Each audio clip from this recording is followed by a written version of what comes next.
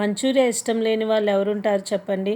అలాంటి మంచి tasty and simple Manchuria రెసిపీతో మీ ముందుకు వచ్చేసింది మన యూట్యూబ్ ఛానల్. ఇంకా ప్రాసెస్లోకి వెళ్ళిపోదామా.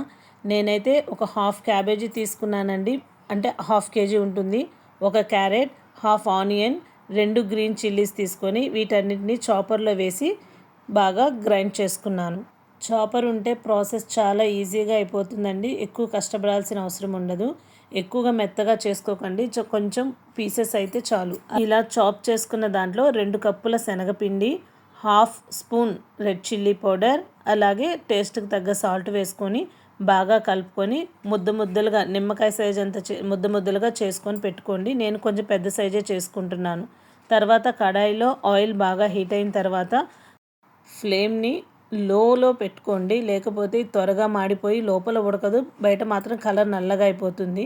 అదే మనం లో ఫ్లేమ్లో పెట్టి దీన్ని ఫ్రై చేసుకుంటే బాగా గోల్డెన్ బ్రౌన్ కలర్ వచ్చి లోపల కూడా బాగా ఉడుకుతుంది. ఇలా గోల్డెన్ బ్రౌన్ కలర్ వచ్చిన బాల్స్ని తీసుకొని పక్కన పెట్టేసుకోండి.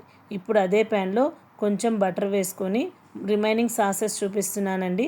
పిజ్జా సాస్, సోయా సాస్, అలాగే డైనమైట్ సాస్, ఈ 3 సాసెస్ని నేను ప్రజెంట్ యూస్ చేస్తున్నాను. ఇంట్లో ఉన్న సాసెస్తోనే మనం దీన్ని ప్రిపేర్ చేసుకోవచ్చు మంచూరియాని.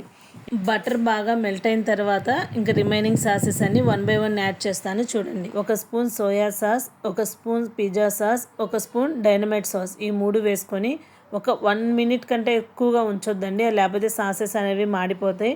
ఇలా కొంచెం వేసేసుకున్న తర్వాత ఆల్రెడీ మనం ఫ్రై చేసి పెట్టుకున్న క్యాబేజీ బాల్స్ ఉన్నాయి కదా, అవి కూడా దీంట్లో వేసేసుకొని అంతేనండి, మొత్తం కలిపేసుకుంటే ఎమ్మీ టేస్టీ క్యాబేజీ బాల్స్, అంటే మన మంచూరియా రెడీ అయిపోయినట్టే అండి. Thank you so much.